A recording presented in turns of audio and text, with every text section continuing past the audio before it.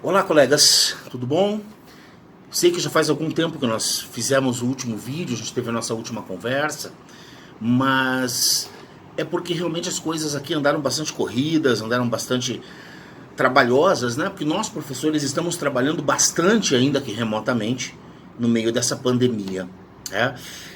Só que eu quero me desculpar, realmente, eu demorei bastante para publicar mais alguma coisa, mas agora o assunto se impôs e eu queria conversar com vocês bastante, de uma maneira bastante clara e bastante olho no olho sobre um mito que está se propagando rapidamente entre vários estados, entre governadores, prefeitos, gestores e etc.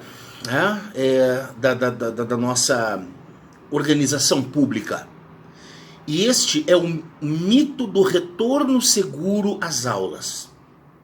O mito de que, em se adotando o distanciamento nas salas, o revezamento das turmas, o colocar álcool gel até em bebedouro, se for possível, para a criançada e os adolescentes beberem, né, para se limpar por dentro e por fora, obrigando o uso de máscara o tempo todo, diminuindo o número de atividades que aproxime, etc, etc, etc. É possível voltarmos às aulas de maneira segura. Isso tem sido muito fortemente defendido pelos sindicatos de escolas particulares, por exemplo. Eu compreendo a situação das escolas particulares. Eu fui professor da rede particular durante grande parte da minha vida, a maior parte da minha vida profissional como educador foi em instituições privadas. Eu entendo a dificuldade que elas estão passando. Eu estudei em instituições privadas quase minha vida toda, vamos dizer assim, a minha vida toda, exceto pela primeira série do ensino primário. E eu sei que eu tenho muitos colegas da rede privada que estão perdendo os trabalhos, os empregos, porque muitos pais, notando que este ano é um ano que parece realmente irrecuperável, já tirou as crianças da rede privada, causando muita dificuldade para que essas escolas mantenham as suas obrigações em dia. E eu compreendo e eu sinto. Mas aqui, gente, nós temos que conversar a partir de alguns dados, e as informações que eu vou passar a vocês agora são retiradas de fontes oficiais, noticiosas, confiáveis do mundo todo, e fontes oficiais de governos aí, Brasil afora. Né? Vamos falar de dois países europeus. Muita gente está falando com o que está acontecendo nos Estados Unidos, não é? Em que a situação está sendo avaliada cidade a cidade, condado a condado, que é como eles chamam, né, as subdivisões dos estados. Porque lá, claro, há lugares, como também há no Brasil, em que não houve nenhum caso de Covid ou coisa parecida. Né? Então eles estão voltando aos poucos, com alguns cuidados, mas isso porque a realidade americana é muito diferente. Você tem muita gente morando em cidades do interior. Aliás, a maioria das pessoas lá mora nas cidades de interior, menores, de pouca gente. E muitas cidades lá ainda praticamente não tiveram casos, ou estão absolutamente controladas. Então eles estão fazendo essa volta caso a caso. Agora eu quero falar de outros dois países que nos são muito caros aqui também, a nós brasileiros. Primeiro foi, ou é, Portugal. Portugal fechou as escolas em março desse ano.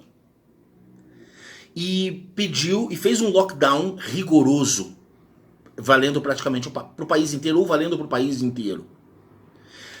Achou em final de maio que já dava para arriscar, com esses cuidados aí que a gente citou antes, um retorno às aulas. Foi até junho e mandou que as crianças voltassem para casa, porque eles notaram um pico de infecções, principalmente nos professores e funcionários das escolas, nesse período rapidamente em que as crianças estiveram de volta às aulas. Mais grave ainda a situação em Portugal, os professores que pertencem aos grupos de risco para a Covid, que são documentadamente pessoas do grupo de risco, não estão podendo trabalhar com ensino remoto. Não há essa permissão, né? Em grande parte, ou talvez em todo o país Portugal. E depois de 30 dias de faltas justificadas, com laudos médicos apontando grupo de risco, esses professores estão ficando sem os salários. Os salários estão sendo cortados. Vamos falar da França, né? Que nós também gostamos muito de fazer comparações aí com a França. A França fecha as escolas em maio, tá? Fecha as escolas em maio. Reabre, se não me engano, em junho, tá? Vamos fazer aquele teste de reabrir. E uma semana depois da reabertura, né? Não sei se em junho ou julho aí, uma semana depois da reabertura, 70 escolas precisaram ser fechadas correndo, por causa da disparada dos casos de contaminação. E isso continuou ocorrendo no restante do país. Me parece que a maior parte do país está de volta fora das escolas. Voltaram para casa, né? Ainda na França, um coletivo de médicos publicou, agora nesse mês, eu acho que é umas 2 semanas ou um pouco mais, um artigo dizendo que as medidas que o governo prega para o retorno das aulas não são rigorosas o suficiente para combater a infecção do coronavírus. O governo está querendo reabrir todas as escolas, reiniciando agora, em poucos dias, daqui uma semana, 2, dizendo que isso é para reduzir o déficit de aprendizado que a pandemia causou.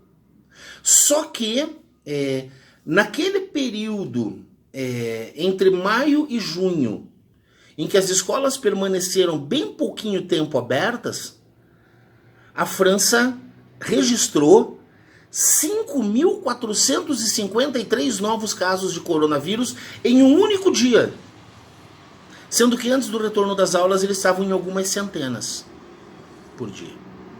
E é por isso que se travou a questão da escola de volta na França. Falando especificamente do estado do Paraná, no estado do Paraná, nós temos documentadamente, no estado do Paraná, pelo menos 30% dos professores no grupo de risco para a Covid-19. Isso é pelo menos. E a pergunta é, estamos falando dos professores e os servidores das escolas, que nós não temos esse número, e que voltam junto com professores. E aqueles professores e servidores que nem sequer sabem que são do grupo de risco, porque não fizeram exames que detectassem algumas condições que podem tornar uma infecção muito pior para eles.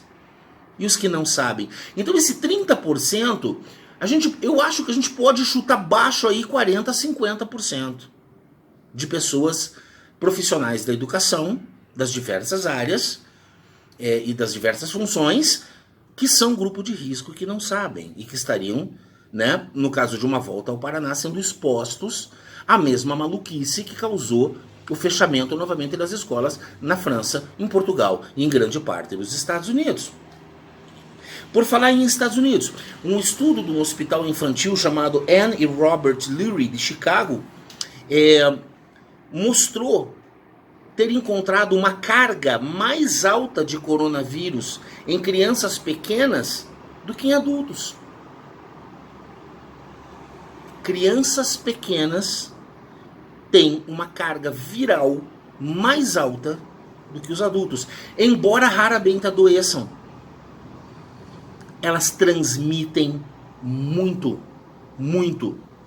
Que foi o que mostrou também um estudo feito pelo Hospital Universitário de Genebra, na Suíça, e publicado na revista Pediatrics, uma revista internacionalmente reconhecida da área da medicina pediátrica, dizendo que, ao notarem 111 adultos que tinham tido contato com crianças infectadas, né? Apenas em 8% dos casos, as crianças infectadas manifestaram sintomas da Covid antes dos adultos. Em 92% dos casos, os adultos sofreram e manifestaram os sintomas antes das crianças, se é que as crianças manifestaram algum tipo de sintoma. É de se pensar. É algo que precisa ser levado extremamente a sério. Porque nós estamos falando do retorno dessas crianças ao contato com professores, servidores, merendeiras, secretários, técnicos administrativos, etc, etc, etc. E por fim, uma pergunta que foi feita num vídeo por uma professora, e aqui eu esqueci. Primeiro foi publicado num texto aí, numa revista para escolas, que eu até republiquei na minha página, Professor Marcos K. E eu vou retomar esses argumentos e as perguntas feitas por essa professora. Quem controla o comportamento de risco das crianças na escola? Podemos fazer as leis que nós quisermos, podemos dar as dicas que nós quisermos, mas alguém duvida que a primeira coisa que uma criança que está 4, 5, 6 meses fora da escola vai fazer no primeiro dia ao encontrar aquele coleguinha, aquela coleguinha que ele adora, que ela adora, vai se abraçar? Quantos fiscais, professores e etc. você vai ter que ter dentro de uma escola para evitar que as crianças se toquem, se abracem, emprestem materiais umas às outras, queiram proximidade com os professores? E o professor não pode negar essa proximidade. Voltar para a escola para que o professor negue a proximidade física, então é melhor ficar no ensino remoto, onde a proximidade física já nem acontece. Não concordam? É? Essas crianças vão trocar lanche entre si, por mais que a gente proíba. Essas crianças vão ficar 6 horas com a máscara no rosto, molhada, atrapalhando a respiração, atrapalhando a fala. Nós somos adultos, nós não conseguimos. Elas vão conseguir? Você realmente acredita nisso? Você realmente acredita que ela vai higienizar as mãos o tempo todo? A gente não sabe nem se elas lavam as mãos depois de usar o banheiro direito. Crianças e adolescentes.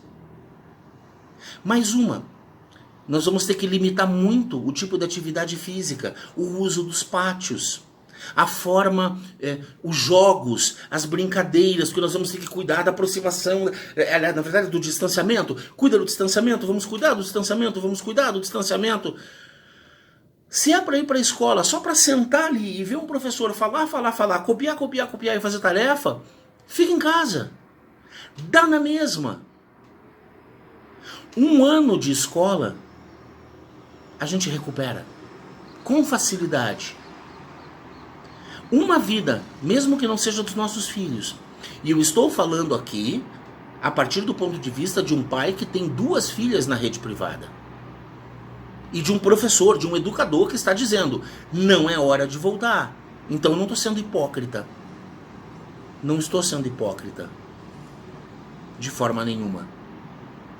Mas eu preciso passar para fora essa discussão, continuar essa discussão, que eu peço que você compartilhe com seus colegas, com colegas professores, porque é preciso que se fale disso. E hoje o que a realidade nos mostra é que não existe retorno seguro às aulas antes de uma vacina que imunize verdadeiramente. Não existe retorno seguro antes de uma vacinação e de uma imunização comprovadas. Essa é a verdade. Qualquer outra coisa que se faça de maneira diferente parece ser lutar contra a verdade. Porque no que nós somos melhores, no que um projeto brasileiro poderia funcionar mais do que um americano, português e um francês, que não funcionaram. para pensar. Um abraço, colegas.